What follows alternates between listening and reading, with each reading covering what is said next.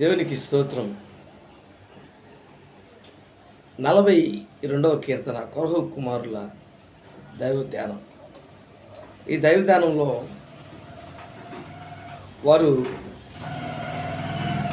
5వ వచనంలో ఒక మాట అంటారు, నా ప్రాణమా నీవు ఏల కృంగి ఉన్నావు,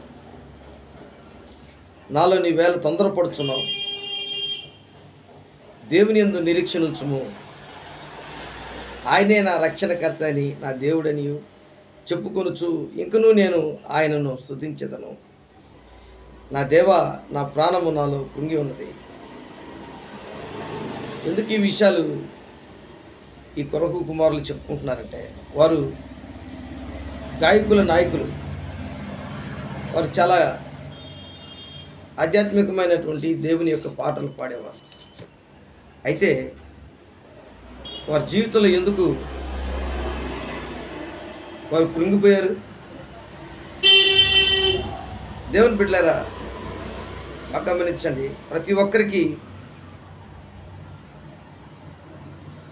కొంత మనకు తెలియకుండా ఏదో ఒక సమస్య ఉంటుంది, ఏదో ఒక విషయంలో కృంగిపోతారు. అప్పుడు ఎవరు అవసరం వస్తుంది? అప్పుడు ఎవరు అవసరం మనకు కావాలి అంటే దేవుడు కావాలి. అందుకే దేవుని దగ్గర చెప్పుకుంటున్నారు, నా ప్రాణమా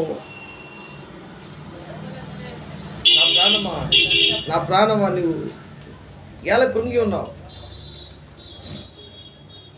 ప్రార్థనలో చెప్పుకుంటున్నారు, దేవుని సన్నిధానంలో చెప్పుకుంటున్నారు, నాలో నీవేళ తొందరపడుచున్నావు. 2 ప్రశ్నలు. కాబట్టి ఈరోజు మనం కూడా చాలా సందర్భాల్లో మనకు వచ్చినటువంటి అవమానాలను బట్టి, దిగులను బట్టి, కష్టాలను బట్టి, ఇబ్బందులను బట్టి మనం ఒక పని అనుకున్నప్పుడు అది జరగనప్పుడు అది మన జీవితంలో మనం చేయలేనప్పుడు కృంగిపోతాం. పొరపాటున మనం చెయ్యని నేరానికి మన పైన నేరం మోపినప్పుడు కృంగిపోతాం. మనము చేయని తప్పు మీద మనం తప్పు చేయలేదు, మన మీద నింద వేశారు, నేరం మోపారు, లేక ఏదైనా ఒక బలమైనటువంటి అబద్ధం చెప్పారు, అప్పుడు మనం కృంగిపోతాం. అలాంటప్పుడు మనకు దేవుడు అవసరం. అందుకే ప్రార్థన చేయాలి, అందుకే దేవునికి చెప్పుకోవాలి. మనం ఎలా ధైర్యము తెచ్చుకుంటామంటే ప్రార్థన ద్వారా మనల్ని మనం ప్రోత్సహించుకోవాలి.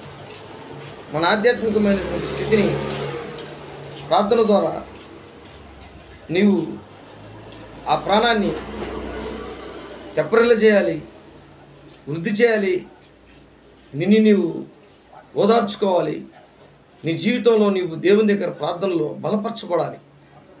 రెండవ వచనంలో అంటాడు, నా ప్రాణము దేవుని కొరకు తృష్ణగొనుచున్నది, జీవము గల దేవుని కొరకు తృష్ణగొనుచున్నది. దేవుని సన్నిధికి నేను ఎప్పుడు వచ్చేదను, ఆయన సన్నిధిని నేను ఎప్పుడు కనబడేదను.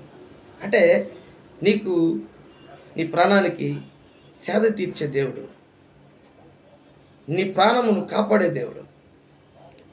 121వ కీర్తనలో ఆయన నిన్ను కాపాడును అని ఉంటుంది. అంత మాత్రమే కాదు, నీ ప్రాణాన్ని కూడా కాపాడుతాడు. ఆయన నీ రాకపోకలు నిన్ను కాపాడుతాడు. చూడండి, అంటాడు ఆయన ఒక అద్భుతమైనటువంటి మాట, ఆయన నీ పాదములు త్రొట్టిల్లనీయుడు, నిన్ను కాపాడువాడు కునుకుడు. ఇది చాలా ముఖ్యమైనటువంటి విషయం. 7వ వచనంలో, ఏ అపాయము రాకుండా యెహోవా నిన్ను కాపాడును, ఆయన నీ ప్రాణమును కాపాడును. ఎంత గొప్ప మాట. ఆయన అనగా దేవుడు యేసయ్య, యేసుక్రీస్తు ప్రభువు, తండ్రి కుమార పరిశుద్ధాత్మ త్రియేక దేవుడు. ఆయన చెప్తున్నాడు, ఆయన నీ ప్రాణమును కాపాడును. ప్రాణాన్ని కాపాడుతాడు దేవుడు. అందుకే మన ప్రాణం దేవునితో సంప్రదించాలి. 23వ కీర్తనలో ఒక మాట ఉంది, ఆ మాట చాలా విలువైనటువంటి మాట. 3వ వచనంలో నా ప్రాణమునకు ఆయన సేద తీర్చు. అంటే చాలామంది జీవితాల్లో వాళ్ళ ప్రాణము కృంగిపోయినట్టుగా బాధతో, వేదనతో, దిగులుతో వారు సేద లేనటువంటి పరిస్థితి, అలసట కలిగినటువంటి ప్రాణం, ఓదార్పు నొల్లనటువంటి జీవితం ప్రాణం కలిగినటువంటి వారు. అలాంటి వారికి నా ప్రాణము ఆయన సేద తీర్చుచున్నాడు. తన నామమును బట్టి నీతి మార్గములో నన్ను నడిపించున్నాడు. ఎంత గొప్ప విషయం. కాబట్టి దేవుడు నీ యొక్క జీవితంలో, నా జీవితంలో ఒక అద్భుతకరమైనటువంటి విషయాన్ని దేవుడు మనల్ని విడిపిస్తున్నాడంటే నువ్వు దేవుని సన్నిధానంలో ప్రార్థన చేయడమే. 22వ వచనం 20వ వచనంలో అంటాడు, 22వ కీర్తన 20వ వచనంలో అంటాడు, ఖడ్గము నుండి నా ప్రాణమును, కుక్కల బలము నుండి నా ప్రాణమును తప్పింపుము. ఎంత గొప్ప మాట. ఖడ్గము నుండి నా ప్రాణమును, కుక్కల బలము నుండి నా ప్రాణమును తప్పింపుము. అనేక మంది రాజులు దావీదుని చంపాలనుకున్నారు. ఆ ఖడ్గము నుండి దేవుడు తప్పించాడు. రెండోది, అనేకమైనటువంటి జంతువులు, క్రూర మృగాలు, అలాంటి మనుషులు, వారి చేతుల్లో నుంచి కూడా దేవుడు తప్పించుటకు, ఆయన ప్రాణాన్ని తప్పించుటకు ఆయన దేవుని సన్నిధానంలో ప్రార్థన చేశాడు. ఆయన అనగా దావీదు. ఈరోజు దేవుని బిడ్డలారా, నీ ప్రాణము కుంగిపోయిందా? నీ ప్రాణము దిగజారిపోయి, అనగారిపోయి, బాధతో, కష్టాల్లో ఉన్నావా? ఎన్నో ఇబ్బందులు పడుతున్నావా? అయినా పర్లేదు. నీ జీవితంలో నువ్వు చేయాల్సినటువంటి పని ఏంటంటే, దేవునికి ఇష్టమైనటువంటి బిడ్డగా జీవము గల దేవుని కొరకు నువ్వు తృష్ణగలవు. దేవుని సన్నిధానంలో నువ్వు కనబడు. ఆయన సన్నిధిని నువ్వు ఎప్పుడు కనబడదనని నువ్వు ఎప్పుడైతే అనుకుంటావో అప్పుడే నీ జీవితంలో గొప్ప కార్యాలు దేవుడు చేయడం ప్రారంభిస్తాడు. 2వ వచనం అంటాడు, నా ప్రాణము దేవుని కొరకు తృష్ణగొనిచున్నది, జీవము గల దేవుని కొరకు తృష్ణగొనుచున్నది.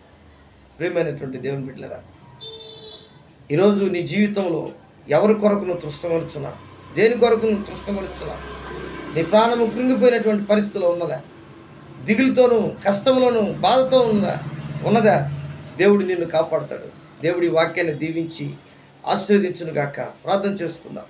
ప్రేమ నమ్మకం కలిగినటువంటి నా యేసయ్య, కూడి వచ్చినటువంటి బిడ్డలు మీరు దీవించండి, ఆశీర్వదించండి.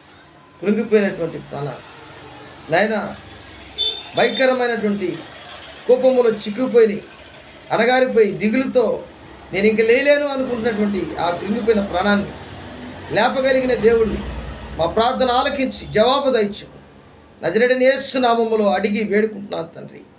Amen, amen, amen.